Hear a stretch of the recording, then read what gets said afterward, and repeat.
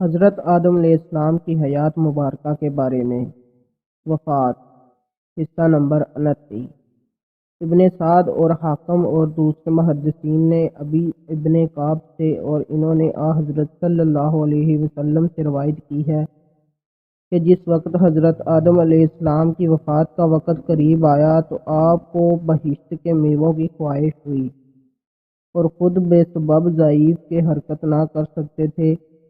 آپ نے اپنے بیٹوں سے فرمایا کہ تم خانہ کعبہ کو جاؤ، وہاں میرے واسطے خداوند کریم سے جنت کے میوے مانگو، کیونکہ اس وقت جو کوئی حاجت مانگتا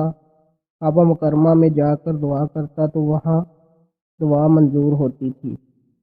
جب آدم علیہ السلام کے بیٹے گھر سے روانہ ہوئے تو حضرت جبرائیل اور فرشتوں کے ساتھ نازل ہوئے تو حضرت آدم علیہ السلام کے بیٹوں سے دریافت کیا تو انہوں نے آدم کی خواہش کا اظہار کیا تو حضرت جبرائیل اور دیگر فرشتوں نے کہا کہ ہمارے ساتھ واپس آ جاؤ، ہم خود تمہارے مطلب لائے ہیں۔ جب فرشتہ حضرت آدم علیہ السلام کے قریب پہنچے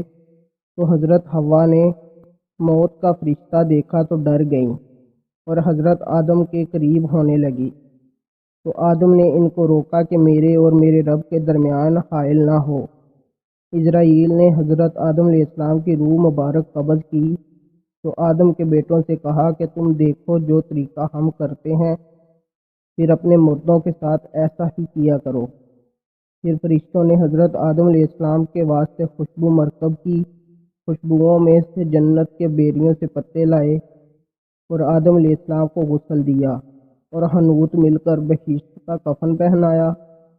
کیونکہ ان کے اترنے کی جگہ ہندوستان میں تھی جس کو وہنا کہتے ہیں۔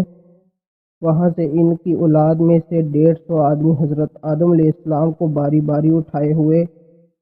فرشتوں کے ہمراہ گئے اور خانہ کعبہ میں پہنچایا۔ جزاک اللہ۔